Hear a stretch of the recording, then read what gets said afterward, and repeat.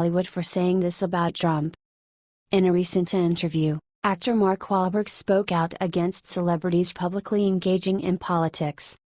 "Look, I've never gone out and talked about politics. I'm an actor. Both Republicans and Democrats buy movie tickets," Wahlberg told Yahoo Finance at the Manhattan opening of Wahlburgers, his family's burger chain. Wahlberg went on to note that people are entitled to their opinions, but celebrities should not be using their platforms to push their own political agendas. He also alluded to the fact that Donald Trump was not his first choice for president, but that doesn't matter. "I had a strong opinion and I didn't choose to voice it out in the public, but now that somebody is in office, let's just all come together and rally around him and make sure he has the best chance to succeed," Wahlberg said, adding that his love for the country outweighs any disagreements he has with the president. "For better or for worse, this is our country," he told Yahoo Finance. "At least for the next 3.5 years, he's going to be making a lot of decisions. So let's go out there and try to make positive change." This is not the first time Wahlberg spoke out against actors getting political.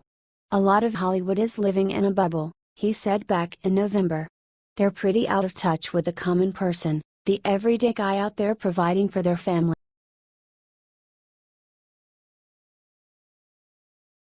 Trump finally did it. George Soros is done. Hedge fund billionaire George Soros is infamous for donating millions to the Hillary Clinton presidential campaign to advance his own globalist agendas. Many believe he is the financial backer responsible for the wave of anti-Trump protests that have erupted since Donald Trump was president. Now, Trump has sent a strong message to an organization backed by Soros.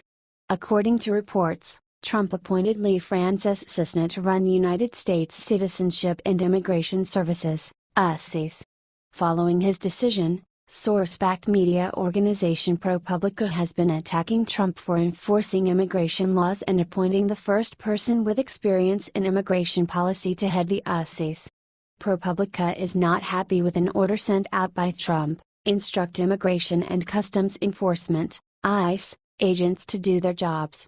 This comes shortly after Matthew Albanese, the head of Enforcement and Removal Operations Division, sent a memo to his 5,700 employees instructing them to deport illegal immigrants. Effective immediately, ERO officers will take enforcement action against all removable aliens encountered in the course of their duties, Albanese's memo reads. Soros has been betting against thriving economies for years, making a $55 billion bet in the hopes the American economy would fail. Last year, Soros donated $10 million to Clinton's presidential campaign. His plans backfired when Trump was elected, and it's clear his schemes will no longer be tolerated in this country. Woman caught red-handed in welfare fraud. When you see who her husband is, you'll be outraged. The left may be willing to turn a blind eye to it, but welfare programs are riddled with fraud. There are many people taking advantage of these programs, designed to give temporary assistance to those who truly need it. Unfortunately, welfare does very little to combat poverty.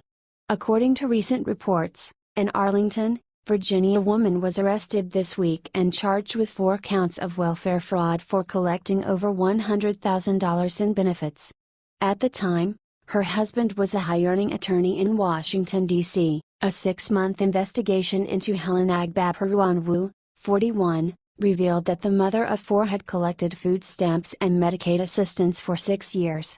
In that same period, her husband Fidelis Agbapuruonwu was earning $1.5 million per year as a lawyer. Though her husband was not formally charged, there is evidence he participated in the fraud. Court officials believe Fidelis has fled the country and is somewhere in Africa. The disturbing story highlights a growing problem in this country.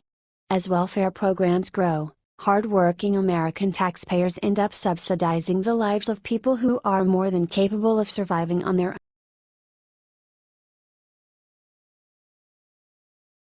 Breaking: Democrats launch disturbing plan to impeach Trump. They've had enough. Democrats have just filed an article of impeachment against President Donald Trump, new reports say. California Representative Brad Sherman and co-sponsor Texas Representative Al Green introduced the article of impeachment on Wednesday. The article accuses the president of obstructing justice during the federal investigation into Russia's alleged meddling in last year's election. The two Democrats claim that Trump's decision to fire James Comey is his biggest offense, and rely on Comey's allegations that Trump pressured him to drop the FBI's investigation into Michael Flynn as proof. The article of impeachment reportedly states, "In all of this, Donald John Trump has acted in a manner contrary to his trust as president and subversive of constitutional government, to the great prejudice of the cause of law and justice and to the manifest injury of the people of the United States. Wherefore, Donald John Trump, by such conduct, warrants impeachment and trial, and removal from office."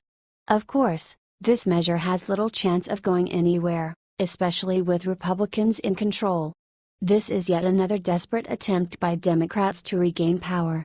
What do you think of the effort?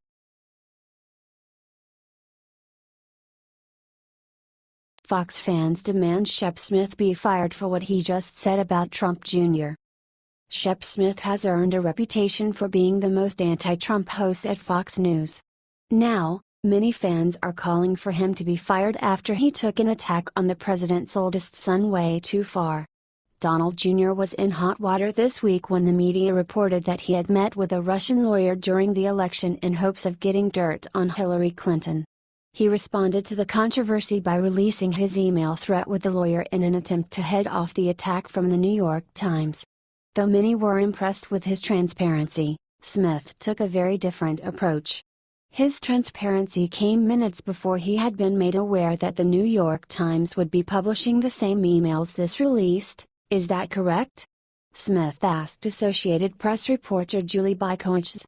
Bykowicz's acknowledged this was, indeed, the case. So transparency is something that normally happens prior to learning that somebody else is about to document dump you. Normally that word wouldn't be used in this circumstance, Smith continued. Each change in explanation happened after the New York Times brought out more of this information. Their story changes happen every time the Times brings out more relevant information. Twitter users weren't happy with Smith's accusations.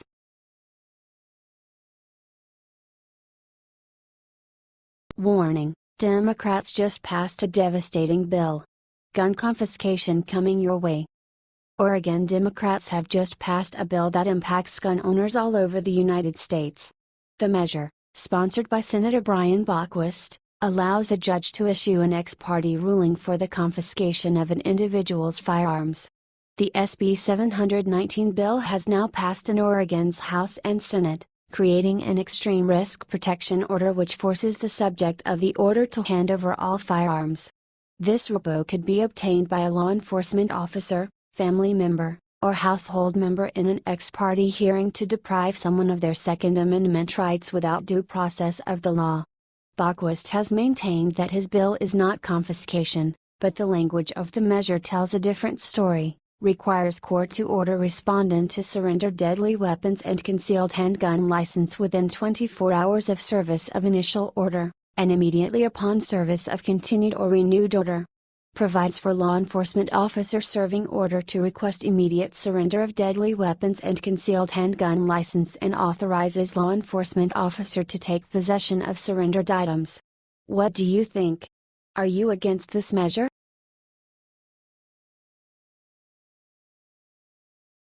Breaking: Tim Kaine accuses Donald Trump Jr. of treason. Things are about to get messy. Earlier this week, Tim Kaine commented that Donald Trump Jr.'s actions could be considered treason. Before we get too far into that, let's take a look at what treason really is.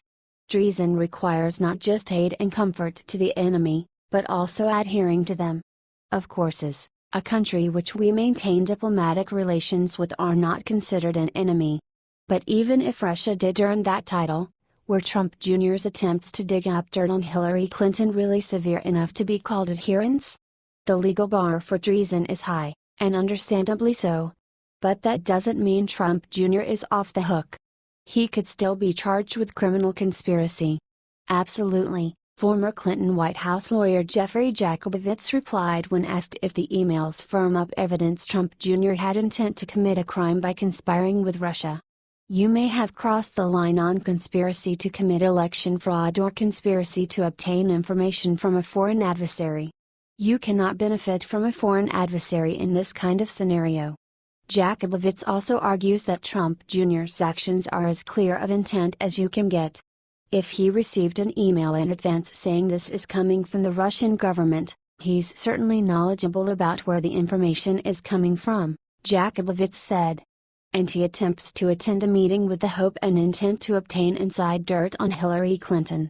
That would go a long way in trying to determine whether it's conspiracy.